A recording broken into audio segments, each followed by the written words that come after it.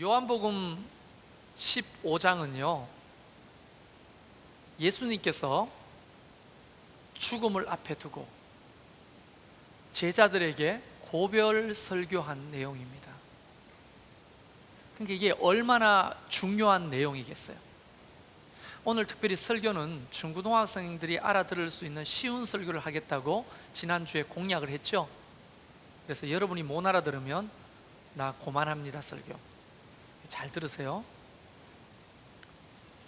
예수님이 예루살렘 성으로 입성하신 다음에 마지막 날이 가까워 옵니다. 제자들을 불러놓고 마지막 만찬을 합니다. 그리고 아주 심각한 얘기를 예수님이 하시는데요, 그게 뭐냐? 나는 이제 죽으러 간다, 나는 이제 죽는다, 그 얘기를 하신 거예요. 얼마나 제자들이 놀라고 황당했을까요? 그러면서 하는 말이 더 끔찍한 얘기를 합니다. 너희 중에 나를 배신하고 나를 팔 사람이 있다. 3년 동안 희로애락을 같이 해왔던 제자들 중에 예수님을 팔아넘길 사람이 있다는 이 이야기도 너무나 충격적이죠. 그런 그 제자들에게 발을 다 씻기시잖아요. 이제 그날 예수님께서 제자들에게 긴 설교를 하시는 거예요. 그 긴 설교 중에 한 토막이 오늘 우리가 읽었던 이 말씀입니다. 죽음을 앞에 두고 하는 유언 설교, 제자들과 헤어지기 전에 마지막으로 하는 고별 설교, 그것이 바로 오늘 읽었던 우리 요한복음 15장의 내용입니다. 너무 중요하기 때문에 아마 이 세상에 목사님들이 몇 분이나 계시는지 모르겠지만 제가 알기로는 우리나라에만 8만 명 정도 되는 목사님이 계시는데, 이 8만 명 정도 되는 목사님이 이 요한복음 15장을 굉장히 자주 설교하셨을 겁니다. 여러분도 아마 오늘 이 설교는 100번째 듣는 설교일 수 있어요. 여러분 느끼지 못하지만 그만큼 유명한 구절입니다. 저도 지난 27년 동안 세보진 않았지만 오늘 한 100번째 정도 되는 설교는 아니겠는가, 이 본문을 가지고. 왜 많은 목사님들이 이것을 자주 설교하는가? 이유는 한 가지입니다. 그만큼 중요합니다. 무엇을 담고 있느냐 하면 복음의 핵심, 믿음 생활의 핵심을 담고 있는 설교입니다. 돌아가신 사랑의 교회 옥하는 목사님이 생전에 살아계시면서 이런 설교를 했던 내용이 기억납니다. 예수 그리스도에 대한 복음이 교회 밖에 예수 안 믿는 사람에게 필요한 것이 아니고 먼저는 이 교회 안에 있는 교인들에게 복음이 더 필요하다. 무슨 말일까요? 우린 교회 예배드리러 와 있지만은 복음을 잘 몰라요. 맹목적으로 신앙생활하는 사람들이 의외로 많고, 오늘 중고등부 학생들 중에 친구 따라오고 부모님 때문에 잔소리 싫어가지고 교회 나오고 복음에 관심도 없고 이런 사람이 혹 있을 수 있지 않습니까? 왜 들켰어요? 아니, 웃을 일이 아니고 중고등부뿐 아니라 오늘 마누라 잔소리가 너무 싫어가지고 가정의 평화를 위해 따라오신 남편분들 없잖아, 있을 거 아니에요. 시부모 눈치 본다고, 시댁은 다 예수 믿는 집안이니까 할 수 없이 신앙생활 한다고 따라 나오신 우리 부인들, 복음이 필요하지요. 우리 모두에게는 사실은 복음이 필요합니다. 여러분 인정하십니까? 그러니까 이게 수준 낮은 설교라기보다도 이 복음에 대한 얘기가 날마다 우리는 이것을 상기하고 들어야 되는 내용인 거예요. 이거를 잊어버리면 곁길로 가기가 쉬워지는 거예요. 그래서 오늘 중고등부뿐 아니라 오늘 여기에 온 모든 분들이 오늘 이 말씀을 마음에 다시 한 번 더 아로새기기를 바랍니다. 그런 의미에서 옆 사람에게 당신에게 복음이 필요하대요. 한번 이야기해 주시겠습니까?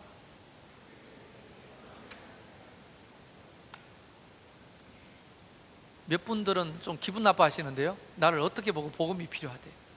여러분, 정말 우리가 복음이 필요한 거예요. 이야기를 시작해 보죠. 오늘 이 요한복음 15장의 중요한 비유는 비유입니다. 비유. 어떻게 비유하시느냐면 딱 세 가지만 기억하세요. 농부는 하나님이세요. 따라합시다. 농부는 하나님이시다. 농부가 하는 일이 뭐예요? 그러면 자기 포도밭을 가꾸는 거잖아요. 그 과수원에 무슨 나무가 심겨져 있다고 말합니까? 포도나무가 심겨져 있다고 하는 겁니다. 그 포도나무는 누구냐? 예수님. 따라합시다. 포도나무는 예수님. 자, 이걸로 끝나면 우리랑 별로 상관없는 이야기가 되는 거예요. 자, 하나님은 포도밭을 가꾸는 농부세요.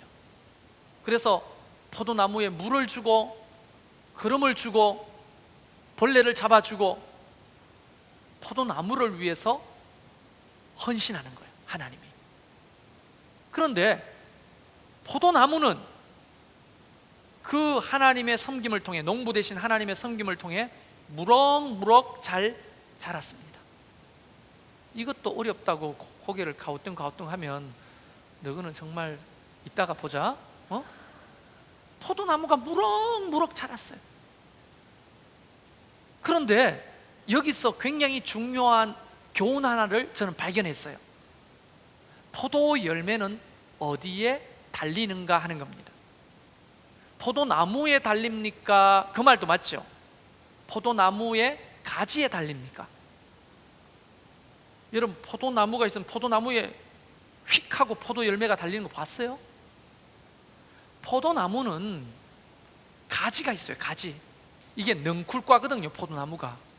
그 작은 가지 끝에 꽃이 피고 그 꽃 피는 밑에 요만한 몽아리가 하나 둘 대롱대롱 달리기 시작하는데, 그 대롱대롱 달린 동그란 게 뭐냐? 앞으로 뭐가 돼요? 포도가 되는 거예요. 여러분, 포도꽃 보신 적 있으세요? 포도꽃? 이 포도꽃이 어떻게 생겼냐면 이 포도알마다 꽃이 핀다고 생각하면 되는 겁니다. 포도알마다. 근데 어떻게 피느냐? 확대해서 보면 콩나물처럼 핍니다. 대가 이렇게 올라오고 끝에 몽아리가 맺어서 멀리서 이렇게 보면 마치 콩나물이 자라는 것처럼 보여요. 근데 그게 포도 열매가 많으니까 꽃이 한두 송이 피는 게 아니라 집단으로 피거든요. 그래서 이렇게 언뜻 보면 어떻게 보이느냐 하면 뭐라고 할까요? 그냥 솜털이 뽀송뽀송 난 것처럼 그렇게 보여요. 솜털이, 하얀 솜털이 뽀송뽀송하게 난 것처럼 보이는 거예요. 그러니까 포도 열매마다 그렇게 꽃이 피니까 멀리서 보면 솜뭉치 같은 게 이렇게 주렁주렁 달린 거예요. 하얀 게. 그럼 가까이 가보면 꽃이 핀 거예요. 그 꽃이 피고 꽃이 지고 난 다음에 그 꽃대롱 밑에 알알이, 작은 알들이 점점점 자라는데 그게 뭐가 된다고요? 포도알이 되는 거예요. 포도알. 그게 어디에 피느냐? 포도나무 가지에 붙어 있는 끝가지에 열매가 맺힌다고요. 그래서 성경은 말하기를 하나님은 농부시고 포도나무는 누구시라고요? 예수님이시고 우리는 가지다. 우리는 가지라는 거예요. 자, 그러면 논리적으로 이렇게 되는 거죠. 포도 가지가 열매를 대롱대롱 맺게 하도록 농부이신 하나님도 헌신하고 포도나무는 거기에 영양분을 빨아먹어가지고 어디에 보내요? 포도가지 끝으로 보내는 거죠. 그러면 포도가지 끝은 그 영양분을 빨아먹고 꽃을 피우고 열매를 맺게 되는 거예요. 그러니까 농부든 나무든 모두가 다 가지가 꽃을 피고 열매를 맺도록 돕는 분이라는 거예요. 야, 그렇게 생각하면 하나님이 우리를 얼마나 끔찍이 사랑하시는지 다시 한 번 더 깨닫지 않습니까? 하나님과 예수 그리스도는요, 하는 일이 가진 우리가 꽃 피우고 열매 맺는 삶을 살도록 스포트 해주시는 분이에요. 스포트. 다른 게 아니에요. 여러분 한 사람 한 사람이 모두가 꽃을 피우고 열매 맺는 삶을 살도록 농부도 스포트하고 그 포도나무도 스포트를 하는 거예요. 목적이 뭐냐? 바로 여러분이 꽃을 피우고 열매를 맺는 삶을 살도록 하나님과 예수님은 거기에 초관심이 있으시다는 거예요. 그런데 사람들이 포도나무 가지 임에도 불구하고 포도나무에서 붙어 있지 않고 떨어지는 삶을 사니까 예수님께서 너무나 안타깝고 답답하니까 이 설교를 제자들에게 하시는 거 아닙니까? 그런 관점에서 다시 한번 제가 읽어드릴게요. 나는 포도나무요 너희는 가지라. 그가 내 안에 내가 그 안에 거하면 사람이 열매를 많이 맺나니, 이 말이 중요합니다. 나를 떠나서는 너희가 아무것도 할 수 없습니다. 나를 떠나서는 너희가 뭐한다? 아무것도 할 수 없느니라. 자, 그러면 머리가 팽팽 돌아가는 우리 청소년들은 하나님을 떠나서는 아무것도 할 수 없다는 게 그게 순 거짓말이라고 하는 것이 여러분의 지식과 경험을 통해 막 머릿속에 떠오를 거예요. 주님을 떠나도 할 수 있는데? 자, 여기서 제가 맞춤형 비유를 몇 가지 들도록 하겠습니다. 물고기가 물을 떠나서 무엇을 할 수 있어요?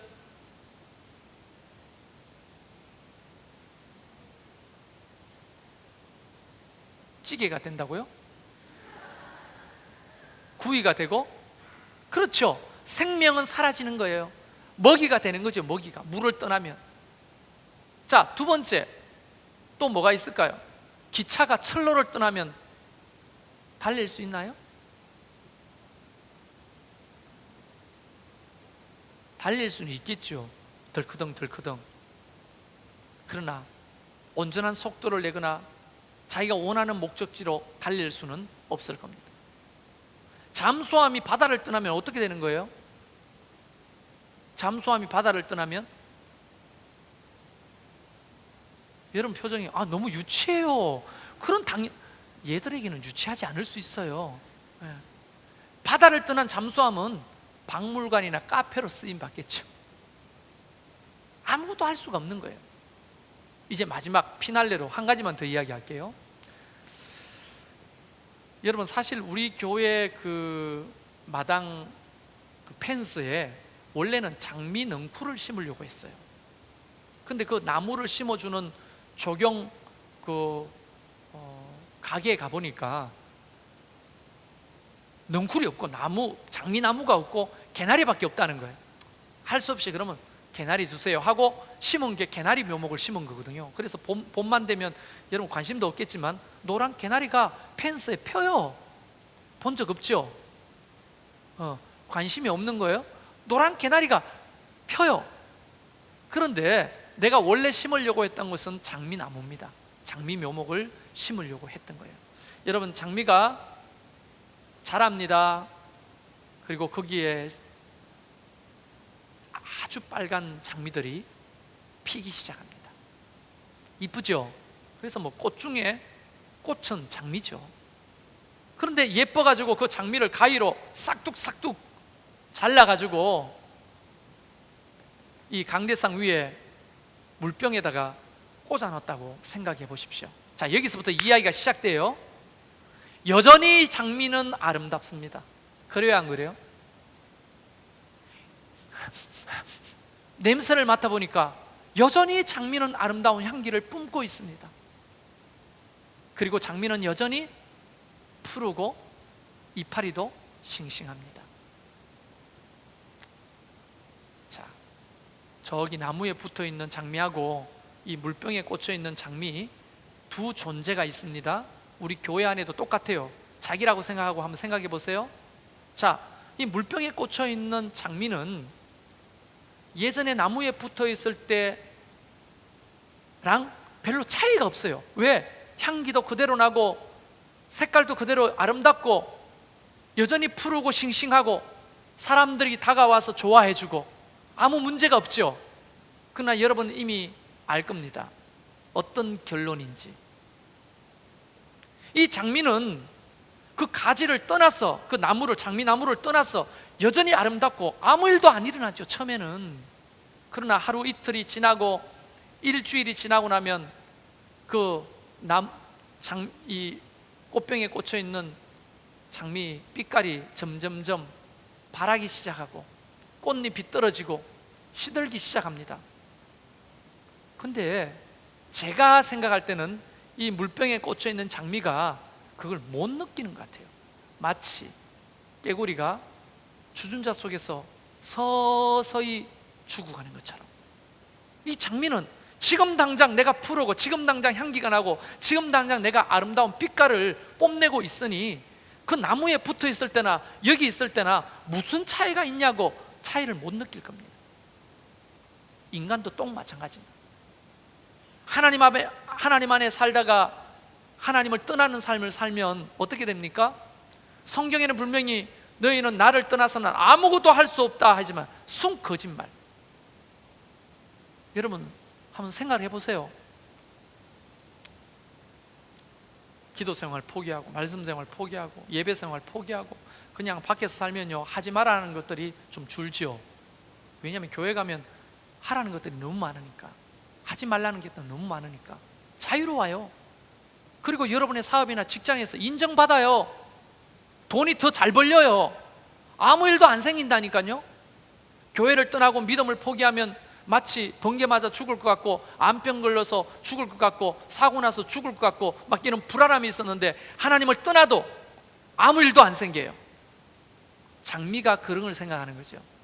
가지에서 떨어져서 여전히 아름답고 여전히 향기롭고 여전히 푸르고 싱싱한데 그 답답한 나무에 붙어가지고 왜 살았을까? 이렇게 생각하듯이 사람들이 그렇게 됩니다. 그러면요 하나님을 떠나게 되면 첫 번째 현상이 뭐냐면 마음에 사람은 하나님이 만들어주신 것 중에 양심이라는 게 있기 때문에 그 양심이 조금 가책을 느낍니다. 기도하지 않고 말씀과 상관없이 예배를 포기하고 그렇게 살면 조금 양심이 가책이 여겨져요. 그거 외에는 별다른 차이를 못 느껴요. 하나님을 떠나도 여전히 잘 되네. 우리 아새끼들은 공부도 잘하고 말도 잘 듣고 내 남편은 성진하고 돈도 잘 벌고 병들 줄 알았는데 더 건강하고 더 재미나네. 주일날 뭐 하나님을 예배하지 않아도 아무 일도 안 생기고 일주일 내내 기도하지 않아도 아무 일도 안 생기고 일주일 내내 성경을 묵상 한 번 해본 적 없어도 아무 일도 안 생기네. 그래 역시 괜찮구나. 그동안에 사람을 얽어매려고 목사들이 거짓말한 거구나. 성경은 그저 지켜도 그만 안 지켜도 그만이구나. 한번 살아보세요 여러분. 예수님께서 나를 떠나서는 너희가 아무것도 할 수 없다고 했을 때는 분명히 그렇게 될 줄로 믿습니다. 왜냐하면 그 아무것도 할 수 없다는 것이 돈도 벌 수 없고 뭐 건강하게 살아갈 수도 없고 그런 의미가 아니에요. 여러분 가지가 나무에서 떨어지는 그 순간에 열매를 맺을 수가 없는 거죠. 열매라고 하는 것이 뭡니까? 이런 거 아닙니까? 인간답게 살아가는 거예요. 인간답게 정말로 참 인간으로 살아가는 것들이 멀어지는 거예요. 여러분 인간이 인간답게 살려면 누가 모델이 돼야 되냐면 바로 하나님이에요. 왜냐하면 창세기에 인간을 만드실 때 흙으로 지으시고 그 코에 생기를 불어넣으셨고 끝난 게 아니라 그 앞에 이런 설명이 있습니다. 하나님, 성부, 성자, 성령 하나님이 모여서 우리가 우리의 형상대로 인간을 만들자 그렇게 말했거든요. 그래서 우리 인간은 모두 다 누구를 닮았다? 하나님을 닮았어요. 그렇기 때문에 하나님을 바라보고 하나님을 닮도록 지어져 있는 겁니다. 제가 그런 지난번에 선교사님 오셔서 그런 설교를 했죠. 부메랑 던지는 거 보셨죠? 부메랑, 이 예배당 안에서 부메랑을 날렸잖아요. 부메랑을 날렸는데 부메랑이 휘릭 돌아가지고 그 선교사님의 손에 돌아왔습니다. 그리고 그 선교사님이 이렇게 물었죠. 부메랑이 왜 돌아올까요? 부메랑이 왜 돌아올까? 그렇지. 역시 수련의 결과가 여기 나오네. 부메랑이 왜 돌아와요? 날렸으니까 뭐 어쩌고 저쩌고 이야기 많았는데, 부메랑은요, 그러면 내가 이걸 돌리면 돌아올까요? 한번 던져봐요. 특히 조는 사람들 향해 한번 던져봐요. 조는 사람 머리를 콕 치고 이게 돌아오게 만들면 좋겠어. 그런 거 좀 개발해 주세요. 그런데 부메랑이 왜 돌아오느냐? 그렇게 설계되고 만들어졌기 때문에 돌아오는 거예요. 아무나 던진다고 돌아오는 게 아니에요. 그렇게 공기 역학적으로 설계되고 만들어졌기 때문에 돌아오는 거예요. 아무거나 돌아오면, 이거 마이크 던지면 돌아오나요? 안 돌아오잖아요. 우리는 어떻게 살아야 인간답게 살 수 있느냐? 원래 만들어지기를 하나님을 바라보고 하나님을 닮아갈 때 진짜 인간답게 살 수가 있는 거예요.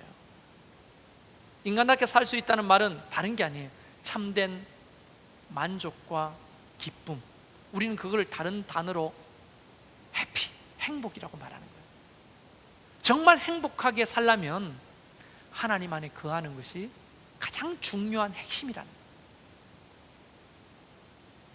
또 이 이야기를 해야 되겠네요. 사람은 뭔가가 채워져야 만족을 느끼잖아요. 내가 정말 자주 이야기하는 겁니다. 그래도 성도들이 까먹는 것 같아요. 사람은 이 마음속에 큰 그릇이 있어요. 이 그릇이 얼마나 크냐면 여러분이 담고자 하는 그것으로 채워줄 수 있는 게 아니에요. 뭐 여러분을 무시하는 게 아니고 돈이 다 필요하잖아요. 돈. 여러분 정말 여러분 다 부자 되기를 주님으로 축복하고 싶습니다. 네, 정말 부자 되는 게 뭐 죄가 아니잖아요. 여러분 정말 부자 되십시오. 그러나 여러분이 억만금을 가진 부자가 되더라도 참된 만족이 있느냐? 없습니다. 그곳에서 만족이 안 생깁니다. 조금 삶이 편리해질 수는 있어요. 그러나 참된 만족은 소유로 생기는 게 아니에요. 큰 차를 타면 더 좋은 차를 타고 싶은 거예요. 그래서 여러분 돈 좀 있다는 사람들이 차에 대한 욕심을 가지고 차를 모으는 일들을 많이 하거든요. S그룹 총재도 차 모으는 게 취미래요. 그래서 차를 모았겠죠. 여러분은 언제적 차부터 기억하고 있습니까? 저는 포니, 브리샤, 그라나다 이런 거 너희들 못 들어봤지? 그런 차부터 시작해가지고 타봤겠죠. 포니 2 나왔을 때 저는 이거보다 아름다운 차는 더 이상 안 만들어질 거라고 생각했는데 갑자기 르망이 나왔을 때 내 눈이 뒤집어졌어요. 이렇게 아름다운 차를 우리나라에서 만들 수 있구나. 더 이상 아름다운 차는 우리나라 수준으로 안 만들어질 거다 했는데 스쿠퍼가 나올 때는 난 놀라 자빠지는 줄 알았어요. 우리나라에서 스포츠카를 만들다니. 근데 요즘 스쿠퍼라고 하는 차가 나오면 사지도 않을걸요. 매니아들은 아직도 있기는 있습니다. 끊임없이 차를 모으고 여러분 집에 차가 한 10대가 있다 하더라도 끊임없어요. 롤스로이스가 몇 대가 있고 롤스로이스로 안 되니까 뭐 람보르기니부터 하다가 이제는 부가티 알아요? 한 35억, 40억 정도 되는 제로 빼기 뭐 1초, 2초마다 1초 하면 100m 휙 날아가는 그런 차를 30억, 50억 주고 사도 또 다른 차를 개발해 달라고 이야기하고 끝도 없는 끝도 안 채워집니다. 올라가도 안 채워집니다. 여러분 대통령의 비리가 있을까요, 없을까요? 예? 아니 역대 대통령들 보세요. 비리가 있잖아요. 친인척 비리부터 시작해서 정말 비리가 있잖아요. 나는 이런 생각을 해봤어요. 아니, 대통령 정도 올라가면 우리나라에서 최고 높은 자리인데 뭐가 부족하다고 비리를 해요? 여러분 아무리 높은 권력에 올라가도 또 부족함이 있습니다. 욕심이 생겨요. 채워지지 않습니다. 왜냐하면 우리 마음속에 있는 그릇은 너무나 광대하기 때문에 세상의 것들로는 채워지지 않아요. 그렇기 때문에 사람이 만족감이 없습니다. 쾌락을 추구하는 사람들 보세요. 처음에는요 그냥 자전거 타고 놀다가 자전거가 너무 재미없다, 좀 다른 거 없을까? 그래서 오토바이를 타는 거예요. 오토바이 타고 놀다가 오토바이도 너무 재미가 없다. 이제 뭘 타야 돼요? 이제 비행기 타야 되는 거예요. 행글라이드 뭐 이런 거, 하늘에 나는 거 타잖아요. 끈도 없어요. 그걸로 재미없다. 이제 어디 가는 시대가 됩니까? 우주여행. 우주여행 가야 되는 거예요. 자, 이제 달 날아가고 우주여행 가는 시대가 됐습니다. 이제 불과 몇 억이면 우주여행을 가는 시대가 됐습니다. 우주여행 갔다 왔어요. 그걸 만족할까요? 그걸로 안 돼요 이제. 그래서 냉동인간이 돼요. 냉동인간이 되었다가 살아나는 걸 가능하면 나는 미래에 살아볼래. 사람이 끝도 없는 거예요. 호기심과 이런 어떤 상상력이 끝도 없는 거예요. 나쁜 쾌락적으로 보면요, 처음에는 담배 피잖아요. 담배 피면, 처음에 피면 머리가 띵하고 어지러지하고, 그렇죠. 가오도 생기고 짝다리 젖고 이래가지고 친구들끼리 교복 입고 하고 있으면 애들이 지나가다가 피해간다고요. 그런 게 재밌는 거야 애들이. 에? 가오 잡는 거예요. 담배 안 피고 지나가면 너무나 연약해 보이고 찌질해 보이고, 근데 담배 어울려가지고 이런 PC방 그 계단에서 아니면 동네 어귀에서 어두컴컴한 데서 집단을 모여가 담배 피고 있으면 그게 좀 멋있어 보이고 강력해 보이거든요. 그러다가 뭐합니까? 술 먹어봤다는 놈 이야기를 들어보니까 나도 한번 먹어봐야 돼. 술 먹어보는 거예요. 그러면 해롱해롱하고 헛소리가 자꾸 나오고 다리가 비틀거리고 머리가 띵하고 속이 꾸역진하고 또 먹습니다. 그러다가 뭐 하느냐? 대마초 펴봤냐? 외국에서 온 애가 대마초 펴봤다는 거예요. 그건 어떤데? 대마초 피는 거예요. 대마초로 안 돼요. 뭐가 돼요? 마약을 먹어봐야 되는 거예요. 마약을 해서 안 되는 거예요. 그 다음에 뭐가 필요할까요? 끝도 없는 겁니다. 끝도. 사람이 쾌락이라는 게. 사람은 나쁜 거든 좋은 거든 채워도 채워지지 않는 엄청나게 광대한 그릇을 가지고 있는 존재라는 거예요. 그래서 요한복음 4장에 그 여자 얘기 자주 등장시키잖아요. 우물가에 물 들어온 수가성 여자가 예수님을 만나잖아요. 예수님이 그렇게 말합니다. 네가 남편 5이 있지만 지금 있는 남편도 네 남편이 아니지 않느냐. 그 여자 이야기를 한번 상상을 해보세요. 이 여자가 추측해보건대 너무나 가난하고 힘들게 살았을 거예요. 그러면서 꿈을 꿨겠죠. 내가 반드시 출세하리라. 그때만 하더라도 남자 잘 만나는 게 여자는 출세한 유일한 길입니다. 오늘날에도 그렇게 찌질한 생각을 가지고 있는 여자들이 없겠죠? 남자 잘 만나야 행복하고 출세하는 게 아닙니다. 특히 너희들 잘 들으나, 응? 우리 때만 해도 이렇게 말했어요. 너 앞으로 꿈이 뭐야? 대통령 부인 될래요. 어떤 여학생이 그렇게 말했어요. 대통령 부인? 왜 대통령 부인 되려고 해요? 가장 높은 사람이죠. 아니 대통령 부인보다 더 높은 사람이 대통령이지 왜 너는 대통령 부인 되려고. 대통령이 된다고 생각해. 여자도 대통령이 될 수 있나요? 이런 사고방식이 우리 세대예요. 그런데 실제로 여자 대통령이잖아요 지금. 더 이상 말은 하지 않겠습니다만,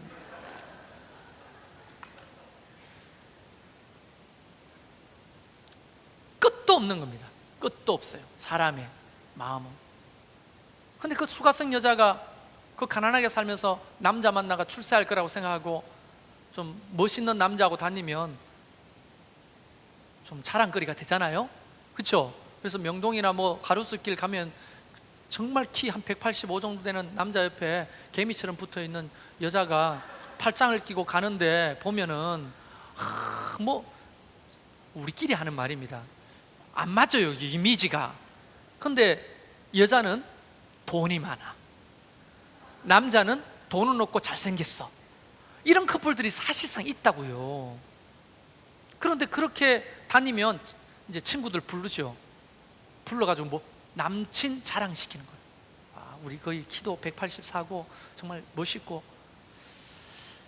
여러분, 우리 어머니 말씀이 성경만큼이나 진리였어요. 저보고 뭐라고 했는지 아십니까? 얼굴 뜯어먹고 사냐? 얼굴 뜯어먹고 사냐고. 여러분 아내와 남편이 멋있고 이쁘잖아요. 그게 지금 무슨 의미가 있습니까? 아, 의미가 있군요. 죄송합니다. 의미가 있습니까? 에? 멋있고 잘생기고 이쁜 게 의미가 있냐고요? 그래서 지금 너희들은 멋있는 남자, 이쁜 여자 바라지만 별로 나중에 의미가 없어. 그래서 이 여자는 돈 많은 남자를 꼬시기 시작합니다. 람보르기니 타고 차문이 이렇게 열리는 거 타보셨어요? 우리 교회도 좀 그렇게 타시는 분 생겼으면 좋겠어요. 나 신방할 때 한번 태워주세요. 차문이 이렇게 열리는, 위로. 람보르기니가. 그런 걸 타는 남자, 실제로 그 호기심 천국에서 실험한 거 아주 유명한 실험 있죠. 명동에 나가가지고 람보르기니 같은 외제차를 타고 이게 내려가지고 난 다음에, 아가씨 저 전화번호 좀 받을 수 있어요? 10명 중에 9명이 전화번호를 줘요. 근데 옛날에 그 실험에 나온 차가 누비라 있잖아요. 누비라를 타고 쭉 내리고, 똑같은 사람인데 똑같은 사람이 쭉 내리고, 아가씨 전화번호 받을 수 있어요? 아무도 안 주는 거야. 아무도.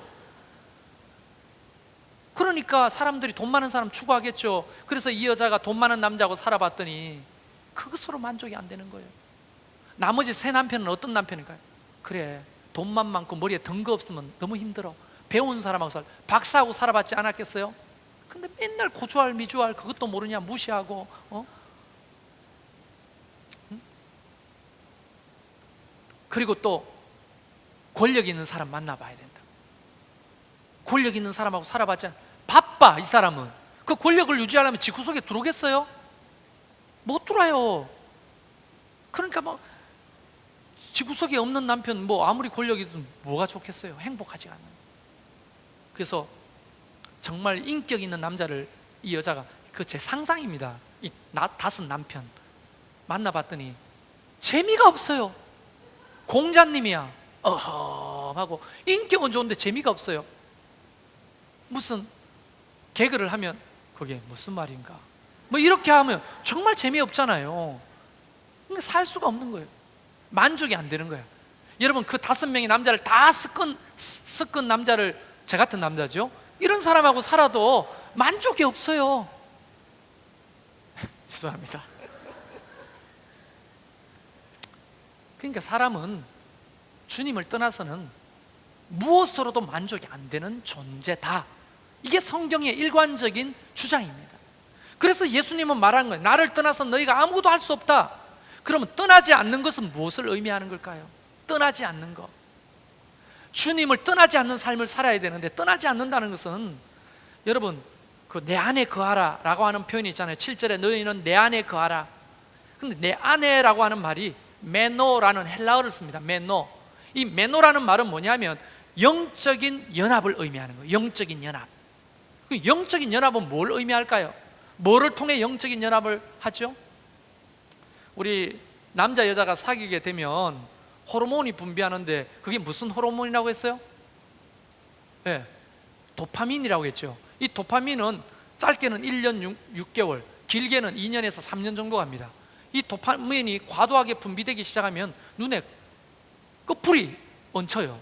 그래서 너 왜 그런 애하고 다녀? 이러는데 걔는 멋있지 않아요? 예쁘지 않아요? 이렇게 말하는 겁니다. 그래서 걔가 하자는데 다 해요. 그래서 여러분, 내가 자주 이야기하잖아요. 한겨울에 1월 달에 막 15도씩 떨어지는데 한강 부지에 가보세요. 남자 여자 둘이가 밤새 한강이 얼까봐 지켜요.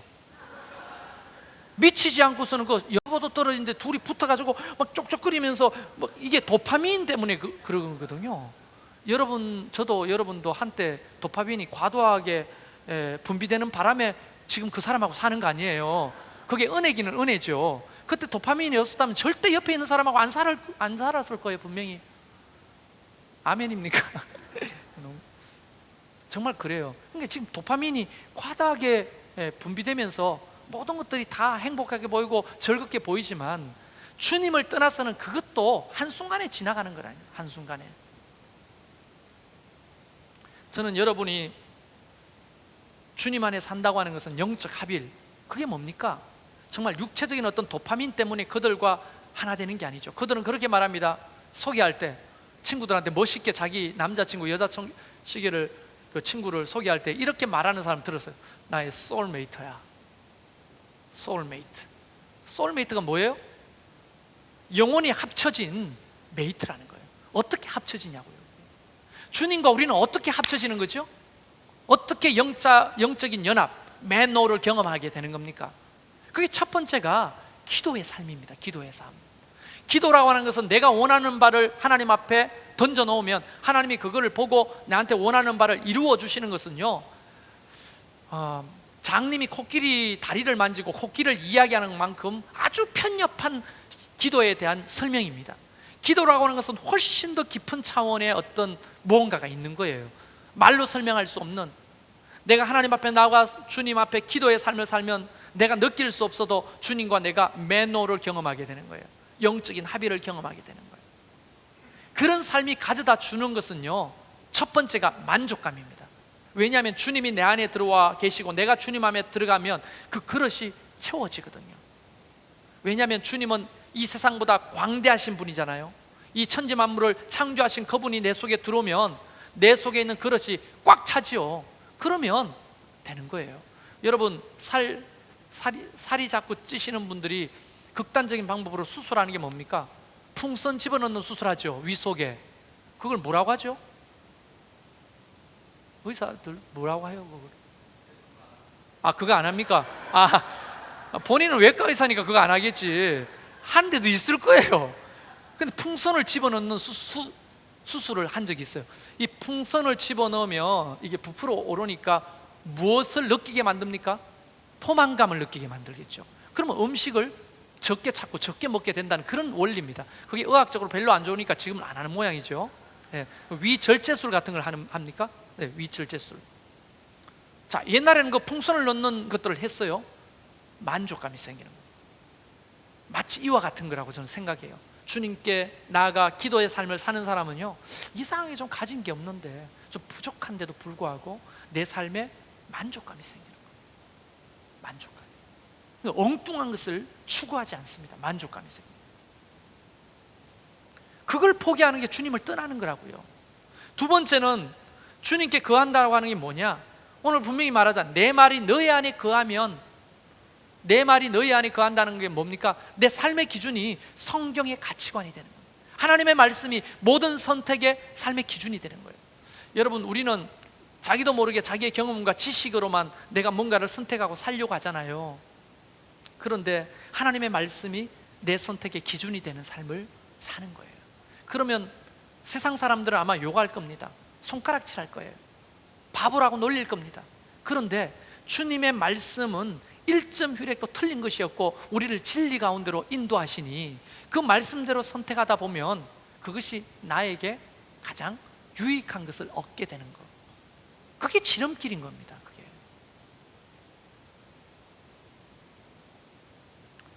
여러분, 혹 제주도 휴가를 계획하고 계시는 분이 계시는지 모르겠지만 거기 가면 미로가 있어요. 미로. 가보셨죠? 제일 오래된 미로가 김영 미로 공원입니다. 거기 가보면 꽤 복잡한 미로가 조성이 되어 있어요. 근데 제가 청년들 데리고 거기 갔습니다. 가가지고 이제 빨리 찾아 나오기 내기를 하는데 나를 따르는 청년들한테 이렇게, 야, 내만 따라온나?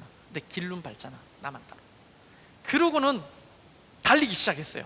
그러니까 여학생도 있고 하니까 목사님 좀 천천히 가요 하면서, 야, 따라와, 무조건 따라와.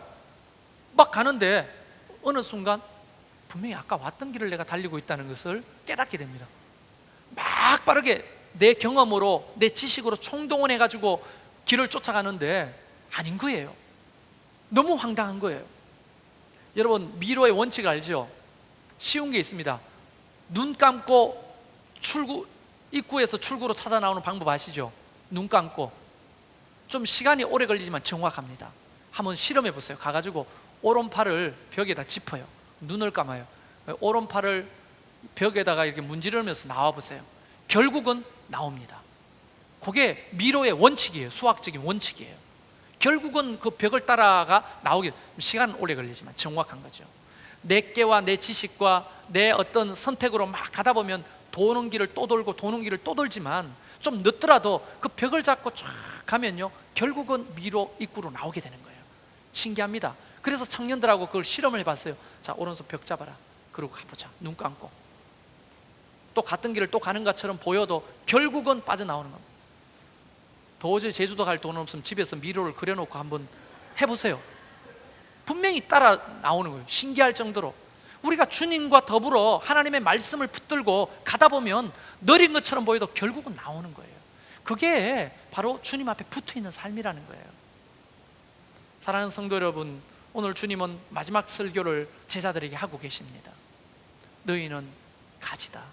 내 포도나무한테 붙어 있으라. 나를 떠나서는 너희가 아무것도 할 수 없다. 이 사실을 마음에 새기고 사는 게 신앙생활이고 그게 복음이에요. 주님을 떠나서 뭘 할 수 있다는 겁니까? 장미 여전히 나무에서 떨어졌지만 아름답고 향기가 납니다. 푸릅니다. 그래서 만족하고 계십니까? 일주일 후가 되면 흔적도 없어 사라질 그런 먼지에 불과한 거예요. 우리 인생이라는 그런 겁니다. 그래서 우리는 신앙생활이라고 하는 것이 좀 더디고 힘들고 어려워도 주님 앞에 붙어있는 삶을 사는 거예요. 주님 앞에 거하는 삶을 사는 거예요. 그게 신앙생활이에요. 그게 인간답게 사는 것이고 참된 만족의 길이고 기쁨이 있고 내 삶의 뜻을 이루고 살아가는 그런 지름길이라고 하는 거예요. 저와 여러분이 이런 삶을 선택하고 살아가시기를 주의 이름으로 축원합니다. 우리 중고등부도 그런 삶을 살기를 주의 이름으로 축원합니다.